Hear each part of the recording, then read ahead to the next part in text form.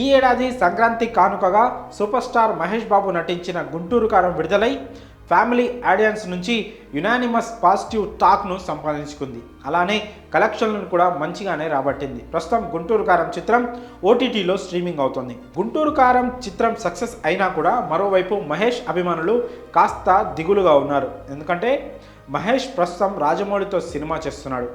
సహజంగానే రాజమౌళి సినిమాలు ఆలస్యం అవుతుంటాయి. అయితే రాజమౌళి తీసే సినిమాలు ఆలస్యమైనా కానీ ఎదురు చూసినందుకు వెయిట్ వర్తి అనే ఫీలింగ్ను కలగజేసేలా చేస్తాడు జక్కన్న. ఇప్పుడు మహేష్తో జక్కన్న చేయబోయే సినిమా మీద కూడా ఇలాంటి ఆశలే అందరికీ ఉన్నాయి.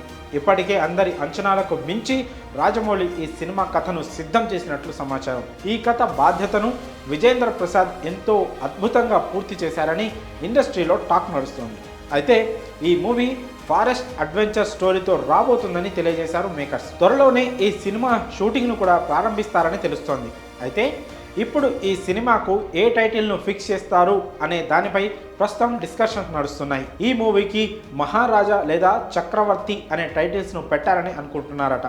ఈ టైటిల్స్ అయితే అన్ని భాషలకు సెట్ అయ్యేలా ఉంటుందన్న కారణంతో ఈ రెండిట్లో ఏదో ఒక టైటిల్ను ఫిక్స్ చేయనున్నారని సమాచారం. దీని గురించి త్వరలోనే అధికారికంగా ఓ ప్రకటన ఇవ్వనున్నారు. అసలు కథ విషయంలో కానీ టైటిల్ను కథకు సరిపడే సెట్ చేసే విషయంలో కానీ రాజమౌళిని మించిన వారు ఉండరని అందరికీ తెలిసిన విషయమే. ఇక ఇప్పుడు ఈ ప్రాజెక్టుకు ఎటువంటి హైప్ని క్రియేట్ చేస్తారో వేచి చూడాలి. మరోవైపు famous OTT streaming partner Netflix ఈ ప్రాజెక్టులో రాజమౌళికి సహకరించడానికి రెడీగా ఉన్నట్లు తెలుస్తోంది.